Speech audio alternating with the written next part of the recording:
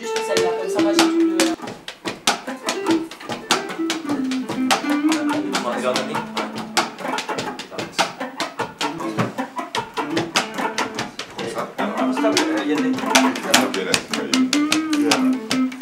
Comme ça, il y a les cœurs, comme ça.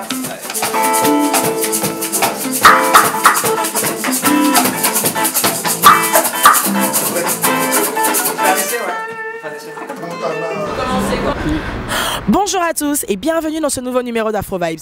Aujourd'hui, nous changeons totalement d'ambiance avec un groupe de rock survitaminé. Ils sont 6, menés par un leader au texte engagé et révolutionnaire. Leur second album, Kin Sonic, sorti en mars 2017 sur le label Zamora, traduit très bien leurs influences plurielles qui se situent à mi-chemin entre rythme traditionnel congolais et musique contemporaine européenne. J'espère que vous êtes prêts parce que nous allons tout de suite rencontrer le groupe Jupiter et Oquest.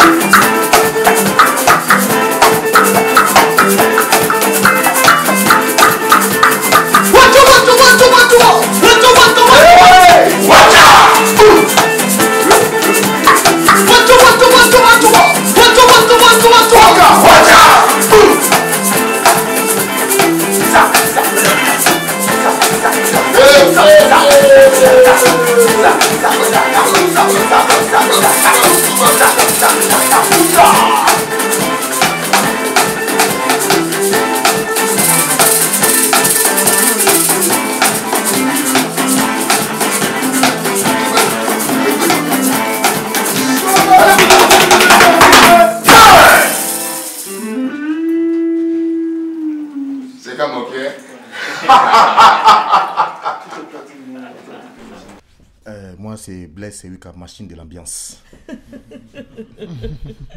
Et toi? Moi, Yende, basse, chant. Ok. Moi, c'est Eric Malou. Je suis guitariste rythmique et puis je fais le chœur. Voilà. Ok. On va revenir sur vous. Et moi, je suis Montana Kinounou, Tounou. Je suis le batteur et puis chanteur du groupe Quest International. Très bien. Et vous? Moi, c'est Richard Kabanga, guitare lead. Voilà. Très bien. Et vous, monsieur? Moi, c'est Jupiter Bokonjo, je suis le lead du groupe. Donc, j'aimerais que vous puissiez raconter aux personnes qui regardent cette émission quelle est l'histoire du groupe. En fait, j'explique en bref. L'histoire du groupe a plusieurs étapes. Première étape, c'est 1983. Le premier groupe a été créé en 1983, ça s'appelait Bongo Folk. C'était pour objectif de puiser sur la musique traditionnelle et de la donner une dimension internationale. Et puis, avec ces groupes-là, comme ça a pris du temps, avec les amis qu'on était, tous ils sont partis en Europe. Le premier groupe, mais ça a changé de nom, qui est devenu Okwes, c'est vers les années 94. Là, on a évolué, c'était pas cette formation, il y avait d'autres formations. Et puis en 94, je crois qu'il y a eu la présence d'Eric Malou qui est venu avec d'autres.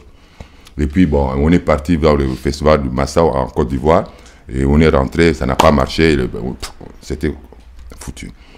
Troisième et quatrième étape, c'est deux messieurs, c'est Yende et Montana qui sont venus me voir à la maison pour me dire, lui c'est mon neveu.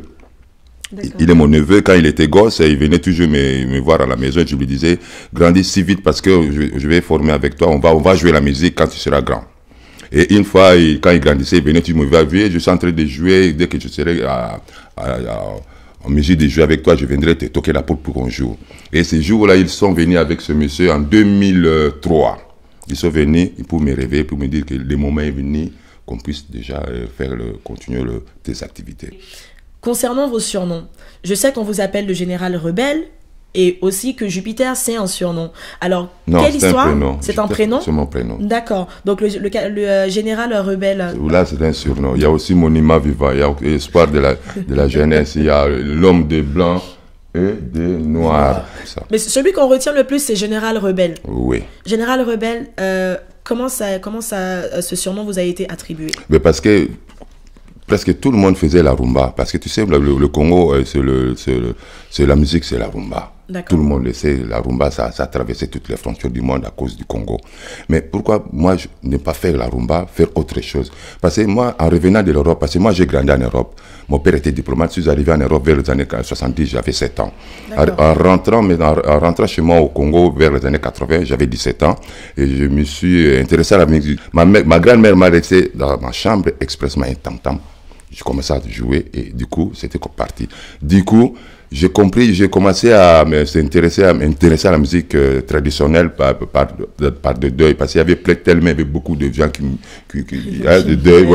meurent tout le temps, il y avait des cérémonies, il y avait toujours le tam-tam qui jouait, tout ça. Moi, ça m'a happé, puis je revenais de l'Europe, j'avais la culture européenne, donc ça m'a happé, quoi. Je me suis dit, mais je me retrouve pas dans la forêt comme on rencontrait quand j'étais dans le CE, là, où on me disait que l'Afrique, c'est les arbres, c'est les lions, tout ça, mais je trouve plutôt qu'il y avait l'ambiance, il y avait la musique, il y avait la culture, il y avait tout ça. Ça m'a happé. Et puis du coup, mon père n'était pas d'accord, il voulait me faire renvoyer en Europe pour continuer les études. Moi et mon père, on s'est disloqués, je suis devenu enfant de la rue. Et il y avait un mec dans mon quartier qui m'appelait Général Rebelle parce qu'il voyait en moi d'abord ma façon de parler, ma mentalité. J'étais un peu carré, j'avais pas, tu vois un peu, j'avais une autre façon de voir les choses. Et surtout la musique, je faisais pas comme les autres, je faisais autre chose. Moi, je disais, mon pays, le Congo, le Grand Congo, la République démocratique du Congo, lorsque je me suis documenté, avait plus de 450 ethnies. Chaque ethnie a une sous-ethnie. Chaque ethnie a une sous-ethnie a pratiquement plus ou moins 15 rythmes. Et avec tous les rythmes que j'attendais de l'autre côté à l'Occident, et dans la musique traditionnelle, c'était à l'état brut. Je me suis dit que, ah bon, cette musique de l'autre côté, mais ça vient de chez nous. Pourquoi ne pas les révoluer? Pourquoi ces gens-là ne font que la rumba, ne font pas cette richesse immense que regorge le pays? Ça m'a révolté et je voulais vraiment que cette musique-là puisse traverser les frontières. Et aujourd'hui, je crois que ma mission a été atteinte. Et maintenant, j'aimerais qu'on parle de votre second album qui est sorti en mars 2017, qui s'appelle Kin Sonic. Alors, j'ai écouté l'album. il est très dynamique, comme je disais, survitaminé. On entend toutes les influences, le mélange de culture, de tous les rythmes, enfin de pas mal de rythmes qu'on peut trouver au Congo, en Afrique centrale, mais aussi énormément de rythmes qui sont qu'on peut attribuer à la musique contemporaine européenne, enfin de tout ce qu'on entend ici. Donc il y a du rock psychédélique, enfin les batteries sont complètement dingues, la guitare, enfin. J'aimerais savoir comment vous avez travaillé sur cet album qui m'a l'air tout droit venu du futur, vraiment.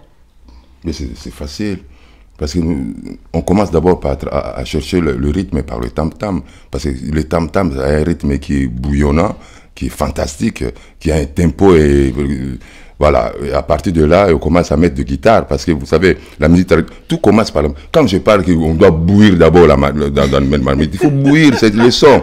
Et comme ça, comme chacun de nous a un peu de l'expérience, on donne la sauce à tout le monde de mettre un peu des ingrédients. On appelle ça quoi? Des ingrédients. Exactement, les gars.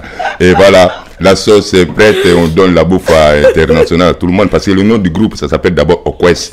Okwes, ça veut dire à manger, la bouffe. Donc il faut que cette sauce, cette bouffe-là, soit bouffée par tout le monde. Ça ne doit pas être local, ça doit être international. Voilà, donc à l'aide des amis comme les Diamond Albar, les Warren Ellis, avec leur contribution, et nous atteignons cette sonorité plurielle, quoi. En tout cas, c'est formidable. Je sais pas si vous l'avez écouté, moi je l'ai écouté même en arrivant ici, j'ai trouvé ça génial. D'ailleurs, c'est bien que vous ayez interprété quelques titres comme ça permettra aussi aux personnes qui regardent. Mais c'est du live, c'est du live. Bah, que du live. On ne fait que du live dans Afro Vibes. Dans le King Sony, c'est du live. C'est pas trafiqué, c'est du live. On est parti au studio et on s'est dit comme si on faisait le spectacle, comme il y avait des gens. Et on fait ça, on enregistre directement, c'était comme ça. Vous avez fait ça en one shot. Demande à François. Il te dira, il est mieux placé pour ça. Les noms, la WhatsApp, je connais pas. Je connais le WhatsApp de Internet.